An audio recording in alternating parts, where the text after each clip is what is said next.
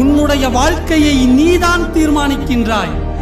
இன்று நீ என்ன செய்து கொண்டிருக்கின்றாயோ அதுவே உன்னுடைய எதிர்காலத்தை உருவாக்கிக் கொண்டிருக்கின்றது. உன்னுடைய எண்ணங்களும் அதனால் நீ பேசுகின்ற பேச்சும் உன்னுடைய செயலுமே உன்னுடைய எதிர்காலத்தை உருவாக்குகிறது.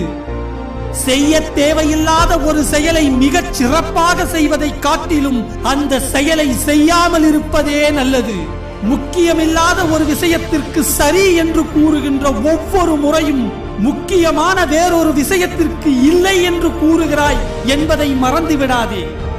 இப்பொழுது இருப்பதை விட இன்னும் மேலோங்கி இருப்பதற்கு உன்னை தயார்படுத்து. மேலும் சிறப்பானதை உருவாக்கவும் கண்டுபிடிக்கவும் தொடர்ந்து செயலாற்றிக் கொண்டே இரு. உன்னுடைய எதிர்கால லட்சியத்திற்கும் தினமும் நீ செய்யும் செயலுக்கும் வெகு தூரம் விலகி இல்லாமல் கவனித்துக்கொள். இடைவெளியை சுருக்கிக் கொள். முடிந்தவரை இடைவெளியை இல்லாமல் பார்த்துக்கொள். ஒளியும் சரிவர இணையாமல் போனால் நாம் படத்தை ரசிக்க முடியாது.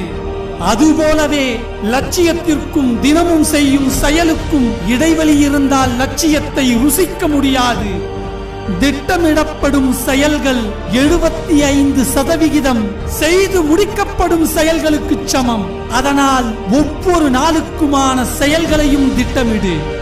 உனக்கு பிடித்த காரியத்தை செய்வதை விட உன்னுடைய லட்சியத்திற்கு உகந்த காரியத்தை செய். அப்படி செய்வாயானால் வெற்றியை தேடி நீ ஓட தேவையில்லை. வெற்றி உன் காலடியை தேடி ஓடிவரும்.